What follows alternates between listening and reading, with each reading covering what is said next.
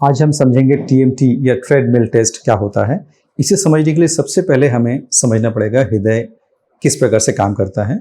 जब हम बैठे हैं, जैसे कि मैं बैठा हूं, तो मेरी हृदय की धड़कन कितनी होगी, 72 या 70-72 के आसपास पर मिनट धड़क रहा होगा, क्योंकि बॉडी की, शरीर की रिक्वायरमेंट या ज़रूरत कम है। अब मैं अगर थोड़ा सा जैसे चलूँगा तो वो करीब 70 से 80 या 90 तक पहुंच जाएगी, और अगर हम दौड़ने शुरू करेंगे तो लगभग 150 तक हो जाएगा। इसी प्रकार से जब आप मैराथन या बहुत लंबे दौड़ेंगे तो हमारी 180 तक पहुंच सकती है। तो इस प्रकार से हमें देखते हैं कि वो क्यों बढ़ती है, कि हमारे बढ़ने के साथ में हमारे शरीर की ज़रूरत ज़्यादा होती है, ऑक्सीजन की मात्रा ज़रूरत होती है, पूरी शरीर में ऑक्सीजन को पहुंचाना है, पूरी शरीर में मसल्स के अंदर हर तरह से प्रोटीन, ग्लूकोज, न्यूट्रिएंट्स, सभी चीज़ों चलने के लिए ज़रूरत होती है, एनर्जी, उसको पहुंचाने के लिए खून का बहाव होना जरूरी है, और खून को फ्लो को करने के लिए हृदय का धड़कना बहुत ज़रूरी है।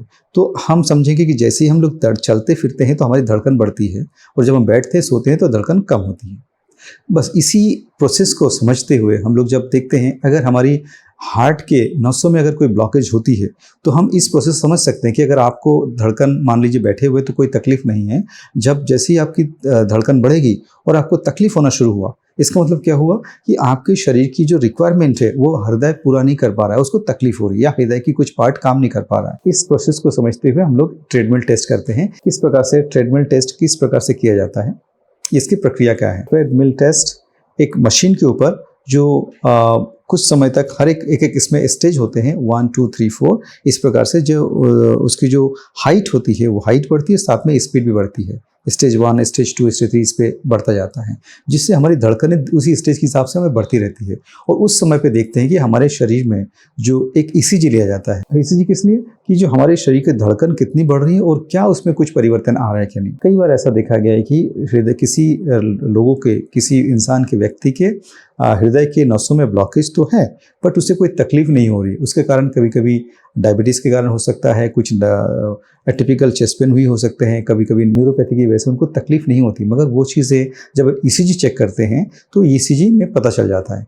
तो ट्रेडमिल टेस्ट क्या हुआ कि आपकी धड़कन की जांच और या ईसीजी के टेस्ट चलते हुए में, नॉर्मल ईसीजी हम लोग जब लेटा के लेते हैं, और इस ट्रेडमिल का टेस्ट जो है हम लोग चलते हुए लेते हैं। तो इसमें क्या किया जाता है, चलते हुए आपके ईसीजी लेना या चलते हुए दौड़ते हुए आपकी ईसीजी लेना, इसे हम ट्रेडमिल टेस्ट समझेंगे। इसके फायदे और नुकसान। ट्रेडमिल टेस्ट से पता ये चलता है कि आपके शरीर के हृदय के नसों में ब्लॉकेज है या नहीं है। इस बात को पता करने के लिए ट्रेडमिल टेस्ट एक इनडायरेक्ट एविडेंस देता है। अब इसे समझने के लिए कि रफली आइडिया हम समझें कि जब हम बैठे हुए और अगर हमें कोई तकलीफ नहीं होती है तो मतलब आपकी शरीर जो है 70 के आसपास धड़क रहा है, उसमें कोई ब्लॉकेज नहीं है। मगर अगर आपको तकलीफ चलने पर हो रहा है तो कुछ ना कुछ तरीके से आपकी ब्लॉकेज 70% के आसपास या उसके ऊपर होगी।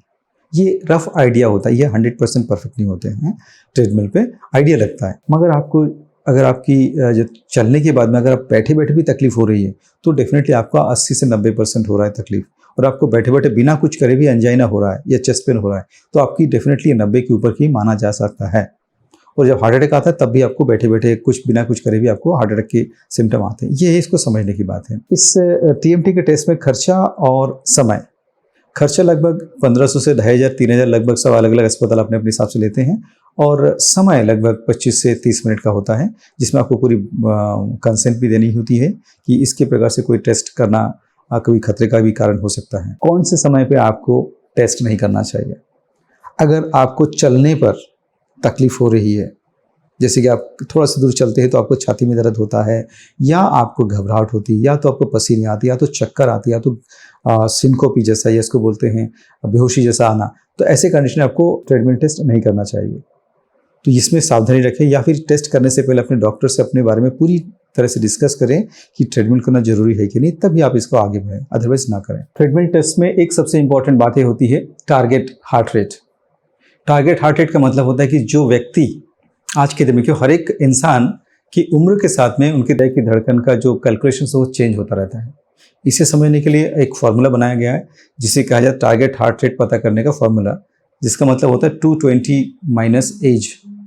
अगर आपकी उम्र मान लीजिए 50 साल है तो आपको टारगेट हार्ट रहेगा 220 माइनस 50, तो कितना हुआ 170। अगर आपने स्ट्रेस टेस्ट में या ट्रेडमिल टेस्ट के दौरान अगर आपने अपने हृदय की धड़कन 170 तक पहुंचा दिया है तो मतलब आपका हार्ट एकदम नॉर्मल माना जा सकता है। फिर भी अगर 85% तक भी आपने पहुंचा दिया है तो नॉर्मल है, और आपका हार्ट बहुत स्ट्रांग मजबूत है, अगर 100% के ऊपर तक चला गया तो इट इज़ नॉर्मल।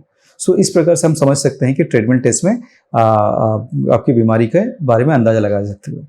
इसमें एक और बहुत इंपॉर्टेंट पॉइंट होता है जो डॉक्टर्स देखते हैं उस समय पे ट्रेडमिल टेस्ट में, अगर आपकी धड़कन किस तेजी से बढ़ा है और किस तेजी से नीचे आया है। तो एक बढ़ने का कारण भी बहुत इंपॉर्टेंट है कि आपका शरीर में उस तेजी से बढ़ना भी चाहिए, मगर धड़कन कम भी उसी तेजी से आना चाहिए। अगर जैसे आपने लेटे और आपको धड़कन अभी भी मान लीजिए आपका ट्रेडमिल टेस्ट खत्म हो गया है और आपकी धड़कन अभी भी बढ़ी हुई है, इसका मतलब क्या हो कि आपके शरीर में कुछ ना कुछ प्रॉब्लम्स और है, या शरीर के नसों में, या जिसको कहा जाए कि आपके हृदय की नसों में ब्लॉकेज अभी भी कुछ ना कुछ परसेंटेज हो सकती है, जो आपको ईसीजी में अभी उस दौरान पता लग सकता है। ट्रेडमिल के बारे में कोई क्वेश्चन तो बताइएगा, और पसंद आए तो चैनल को सबको बताएं, लाइक करें।